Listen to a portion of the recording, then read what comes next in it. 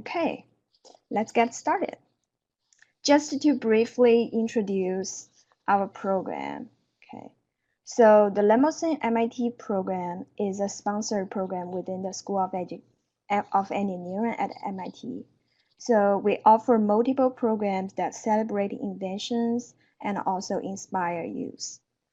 So specifically, we inspire youth through our invention education activities, and that's what this whole series of webinars will be about. So today our topic will be on how to engage communities to help students find good problems to solve.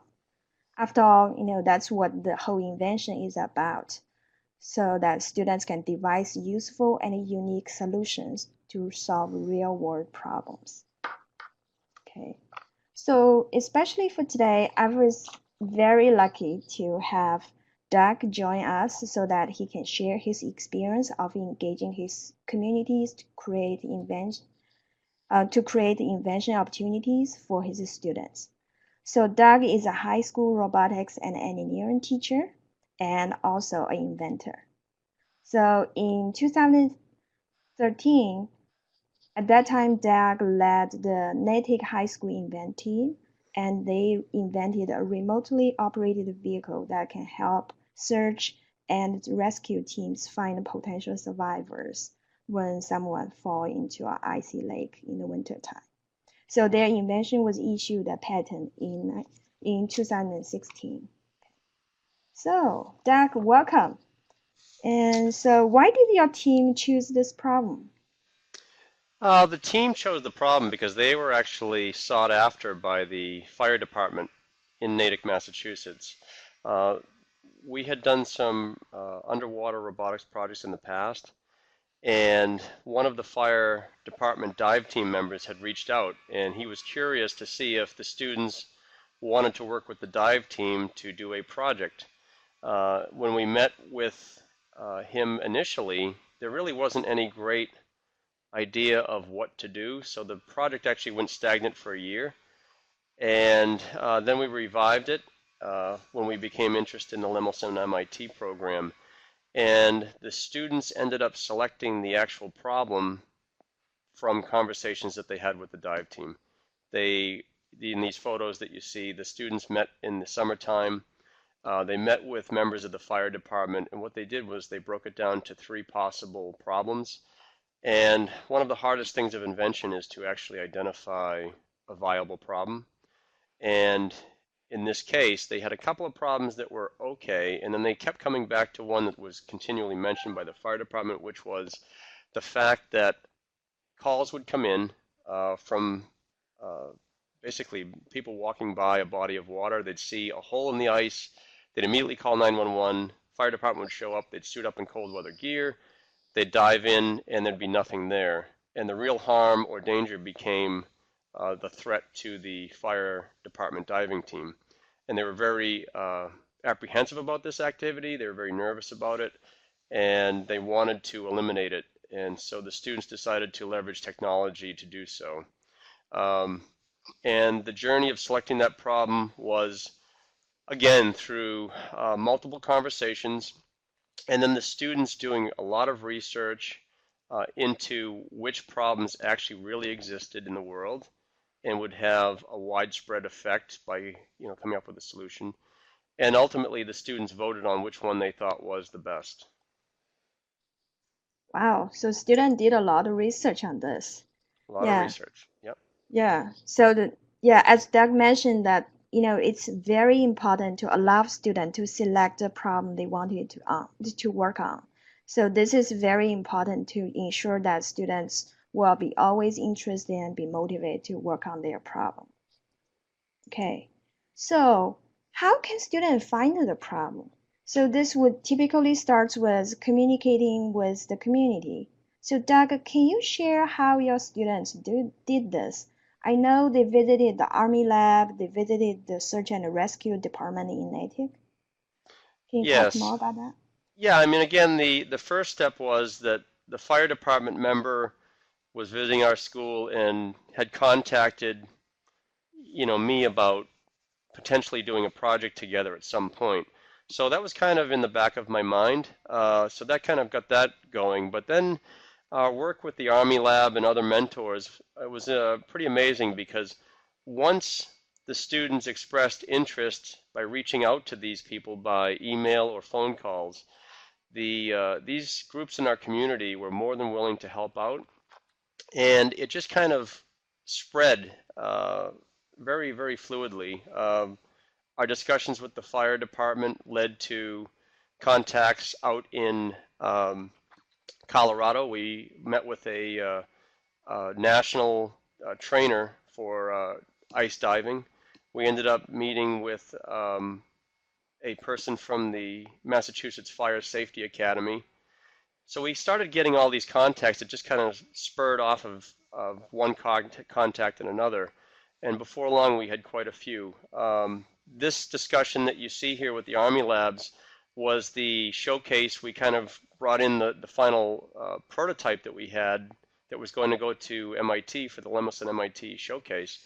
And the engineers and Army personnel that met with the students earlier in the year, they had asked a lot of questions of the students.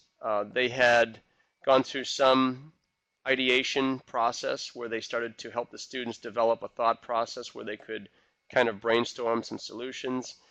And the students in hindsight had said that that meeting was really the one that turned the project around. So we were very thankful for that relationship. Wow, that's great. So how about the meeting with the search and rescue team? Search and rescue team was essential. This was our beneficiary for the project. In this photo, you'll see a student named Jake meeting with Chris Collins. He, at the time, was the head of the Natick Fire Department dive team. And what we learned was very interesting. The students in 2012, in April of 2012, visited a practice dive by Chris and his team, as well as some other communities. And they took notes, they observed, they asked a lot of questions in that practice dive. And then they had the subsequent meetings with Chris at the library, as I had mentioned. What was interesting from this was I had mentioned the contact we had in Colorado with a dive trainer, and also the contact that we had with the person from the fire academy. Those were essential because we ran into a problem, and we've learned that redundancy not only in equipment but also in our contacts was important, because Chris and his team lost funding that year, and they went on a work stoppage for their dive team. And we could not communicate with them about their dive team. So we had to switch over to the fire academy and our contact in Colorado. And then as soon as the fire department resolved their issue with funding, Chris and his team returned. So we had about a 2-month gap that we had to kind of patch through and use other contacts. So one advice I would always give is don't rely just on one individual or one group. Wow. So, Doug, these are all really great community members that you and your students have talked with. I know some of our audience may be educators who just started the invention team and maybe even in a new school. So I know you recently moved into Hopkinton High School. So can you talk a little bit about how your students started communicating with this new community? Sure. And just a reminder for people that are participating in the webinar, please type in any questions that you may have that that Lee could help answer at the end of this process. It was actually interesting because going into a new community, it was kind of like, gee, can we do this again? Can we recreate this somewhere else? And it was actually pretty easy, I think, if you're willing to put yourself out there. We did start up a project with the fire department at our school, and not to the extreme of filing a patent, but we have the students engage in an inventive education project that we do in the fall with the fire department. And as soon as the fire department did it, the police found out about it and they wanted to participate. And we do the police project in the spring. So it's the same project, just with 2 different beneficiaries. And both groups have expressed that they really benefit from it because this is one of the only times they get to interact with young people in the community in a positive manner. Usually the fire department is assisting people that are in danger or in need, and the fire department is usually interacting with young people when they're trying to discipline them.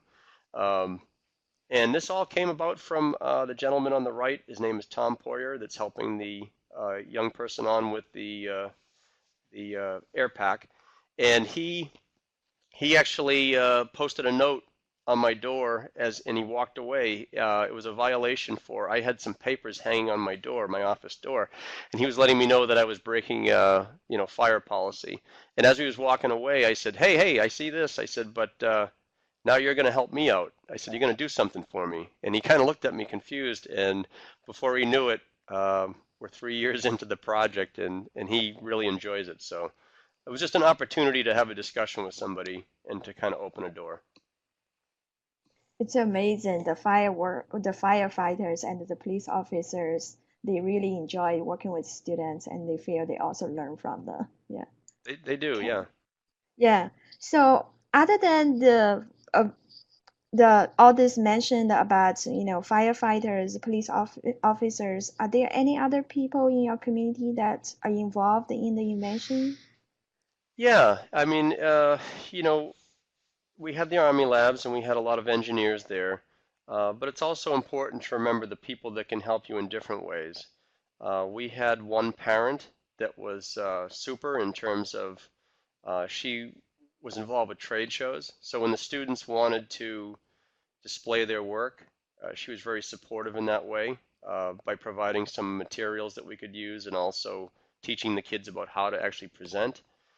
And also, you'll see a photograph here of a gentleman helping Caitlin, who's now a senior at MIT, and his name is Rusty. He was a friend of my uncle, and he's a really nice guy. I had grown up doing projects with him. He's what I would classify as a backyard mechanic. He had worked for the Xerox Corporation for years, servicing copiers and things like that. So he's a very mechanical guy, and years ago he was in the Air Force as a mechanic.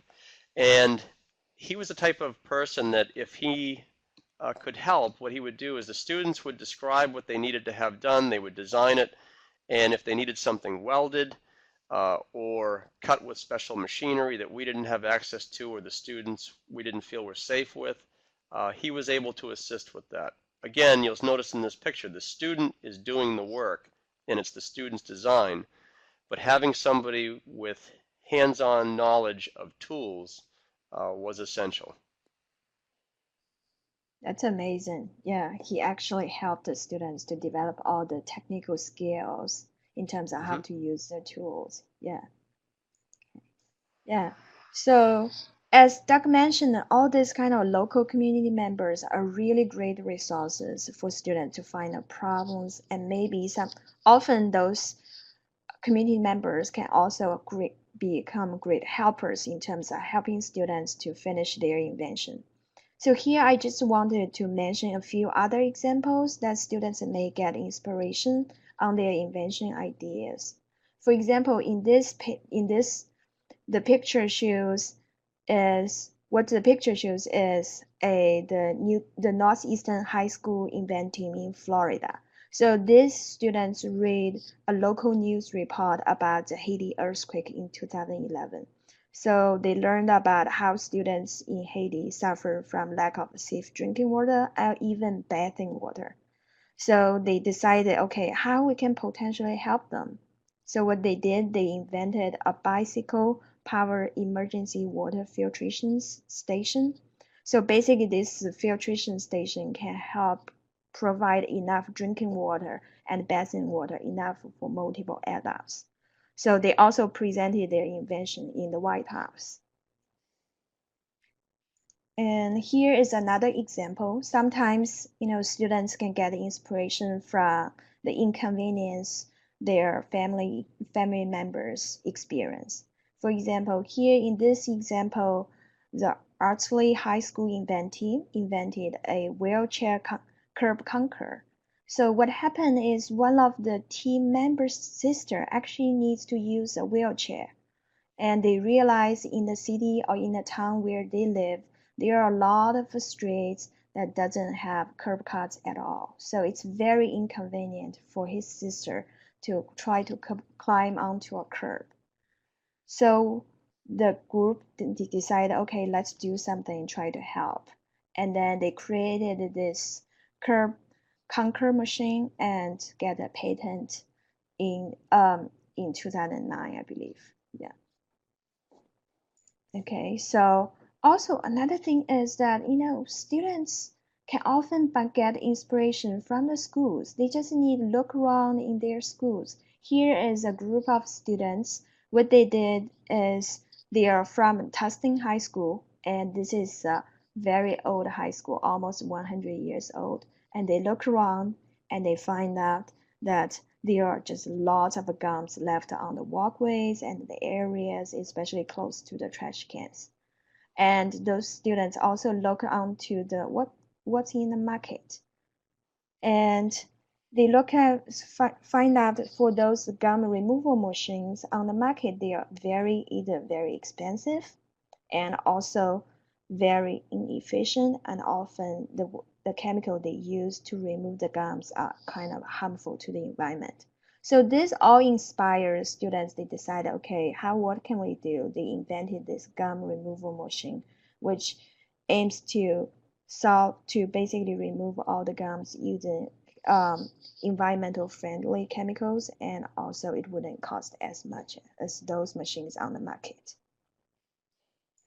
So, as a wrap up, okay, so to find a problem, students need to really reach out to the community members and ask what is your problem, because this way students can find the problems that are local and really important to their everyday lives.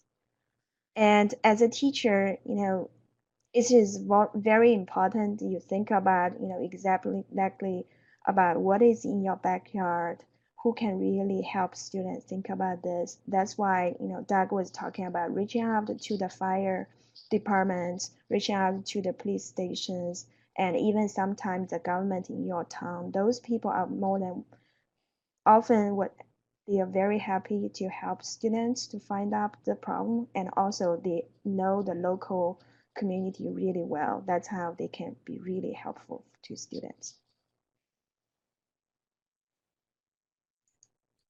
Okay, so next, just briefly go through this is our resource page. As I mentioned, you can always go to the Lemelson-MIT webpage, find all the kind of all the kind of programs we offer for invention education. And we have this Inventive National Grants Initiative, which is a national grants. And many of you may know that each year we basically select 15 high school teams and help them to work on invention project. And for the JV inventing curriculums, we offer this free curriculum materials online. And also we have this JV Inventing Grant Initiative, which gives 4 locations, that is Texas, California, especially Los Angeles area, Massachusetts, and Oregon. We support teachers in these 4 areas with free curriculum, staff support, as well as sometimes we'll also provide free kits to those projects. And also there are 3 other resources. These are really represent great ideas that your students can get inspiration on what kind of problem they might want to invent. So for example, we have this design for the other 90 maker share. That's a lot of makers share their ideas about their invention and making, and also the grand challenges, talking about the big problems we are facing. Okay. So this is our thank you page. So please feel free to contact us if you have any special questions regarding invention education. And also, we are always happy to schedule a one-to-one conversation or meeting with you if you to talk about